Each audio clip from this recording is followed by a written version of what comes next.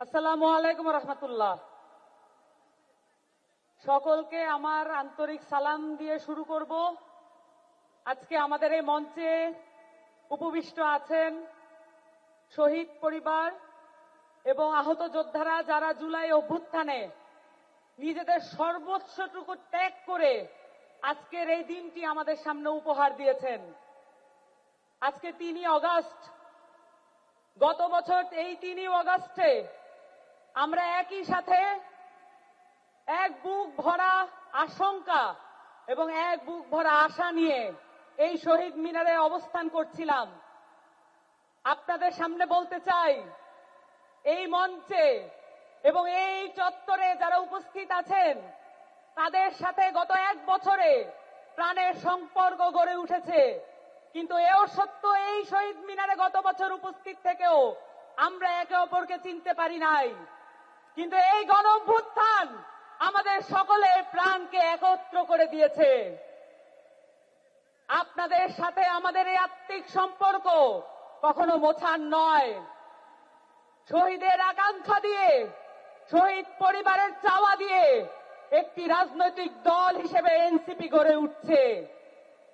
আহতদের পরামর্শের ভিত্তিতে এনসিপি গড়ে উঠছে এবং সেই সাথে প্রতিটি জেলায় যত ভাই বোনেরা রাস্তায় নেমে এসেছিলেন, যত শহীদ পরিবাররা আমাদের সাথে দেখা করার জন্য আকাঙ্ক্ষা নিয়ে বসেছিলেন, সকলের সাথে আমরা দেখা করে এসেছি। এবং আমরা এও বলতে চাই, আমরা বাতাসের আধ্যাত্মিক মর্যাদা বুঝি।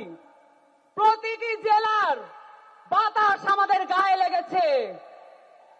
প্রতিটি জেলার অভ্যুত্থানের বাতাস গায়ে নিয়ে আজকে আমাদের সামনে আমরা উপস্থিত হয়েছি এবং প্রতিটি জেলার আকাঙ্ক্ষা নিয়ে আপনাদের সামনে আমরা উপস্থিত হয়েছি। এই আকাঙ্ক্ষার ভিত্তিতে এনসিপি গড়ে উঠছে এবং এই আকাঙ্ক্ষার ভিত্তিতে আমাদের ইশতেহার আপনাদের সামনে আজকে প্রেজেন্ট করা হবে। আপনাদেরকে আজকে আমি দুটো বিষয় নিয়ে কথা বলতে চাই।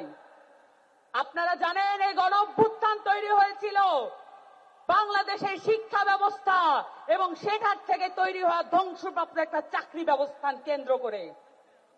বাংলাদেশের যতগুলো লড়াই সংগ্রাম আছে সবকিছু কর্মসংস্থানের ভিত্তিতে হয়েছে এবং শিক্ষা, স্বাস্থ্য নিয়ে হয়েছে। এই জায়গাগুলোতে যদি আমরা মনোযোগ দিতে না পারি, তাহলে আবার বাংলাদেশে গণঅভ্যুত্থান এবং বিপ্লব সংগঠিত হবে।